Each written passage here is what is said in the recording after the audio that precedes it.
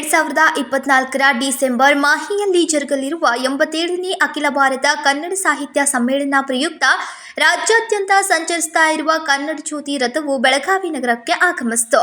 ಖಾನಾಪುರದಿಂದ ಆಗಮಿಸಿದ ಕನ್ನಡ ಜ್ಯೋತಿ ರಥಯಾತ್ರೆಯನ್ನ ನಗರದ ಚೆನ್ನಮ್ಮ ವೃತ್ತದಲ್ಲಿ ಬೆಳಗಾವಿ ಉತ್ತರ ವಿಧಾನಸಭಾ ಮತಕ್ಷೇತ್ರದ ಶಾಸಕ ಆಶೀಫ್ ಶೇಟ್ ಅವರು ಭುವನೇಶ್ವರಿ ಮೂರ್ತಿಗೆ ಪುಷ್ಪಾರ್ಚನೆ ಸಲ್ಲಿಸುವ ಮೂಲಕ ಸ್ವಾಗತಿಸಿದರು.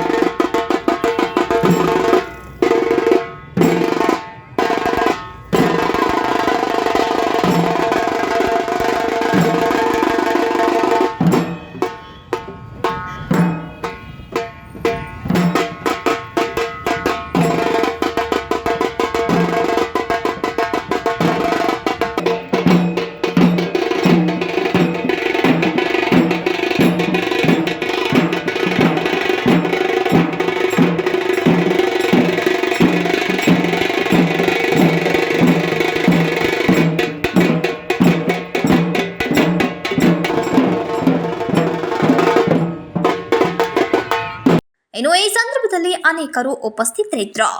ವಿನೋದ್ ಕೋಲ್ಕಾರ್, KMM ಕನ್ನಡ, ಬೆಳಗಾವಿ.